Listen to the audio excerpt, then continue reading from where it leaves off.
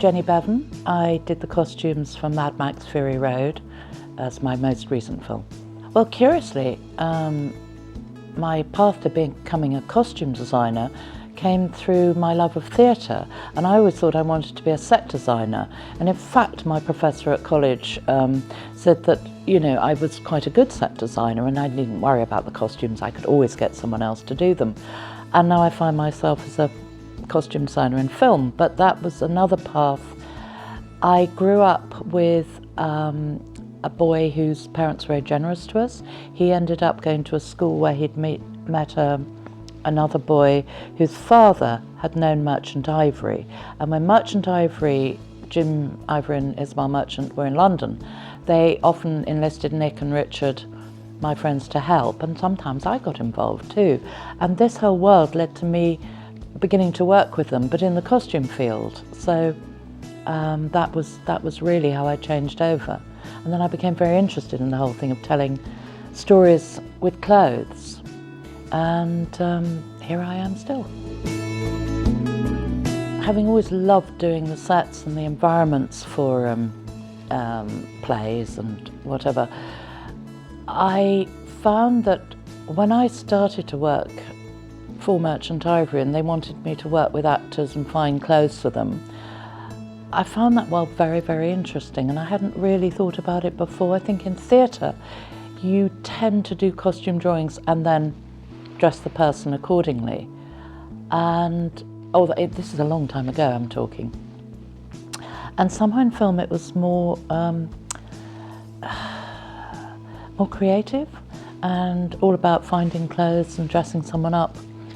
So I don't know really if that's a terribly true way of saying it, but it was more interesting than I thought. I gravitate towards really good stories. That's what I love. I love a really good story when the characters, you really feel something for the characters. And that can be at any period. It can be in the deep past, it can be in the present, it can be in the future. But I'm definitely drawn to character-driven storytelling. And the work I then do is exactly the same, be it post-apocalyptic, modern day, or prehistory. It will always be about storytelling with the clothes. There is an expectation, because George Miller had made 3 previous Mad Max films, and I think it was very important to fit into that genre, even though he said this isn't Mad Max 4, it's just another Mad Max story. But I went out to Australia and I saw the work they'd done previously, because they'd been trying to make this film for a very long time.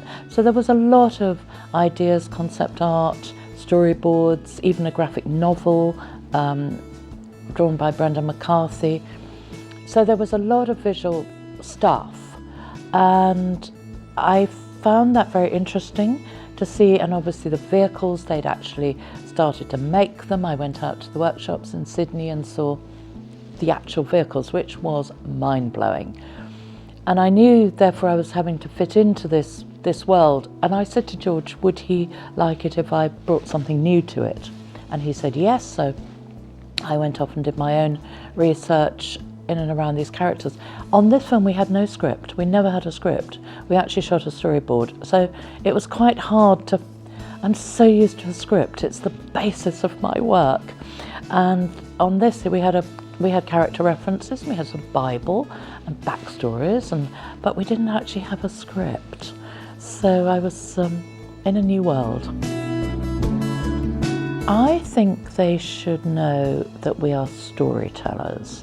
We're not fashion designers, we're not fine artists, and really we probably shouldn't put any of ourself into our costumes.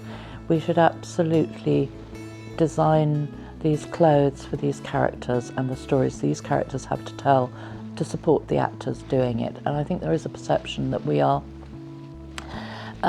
waft around with glamorous fabrics, and you know, it's all about the look and thing, which it isn't. It's really about finding the truth in the character and telling that story. I would say it's really good to not think you're a costume designer until you've worked and been an apprentice and seen how it actually works. I think a lot of people come out of colleges thinking they can just do it. I think one thing you do while you're in college is you learn every skill you can. You get good at sewing, cutting, breakdown, distressing and aging costumes. It's really handy to have some kind of practical prop making skills. Learn anything you can to bolster because I think also the more knowledge you have, particularly in how to cut costumes, will help your design. And then at the same time, I think it's really good to do work experience any way you can on any film you can, because I still feel I'm like climbing Everest every time I get a new film, and there's that awful moment when you think, I don't think I can do this, and then you think, oh, don't be ridiculous, Jenny, of course you can.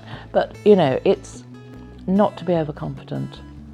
It's probably, and to learn all the time.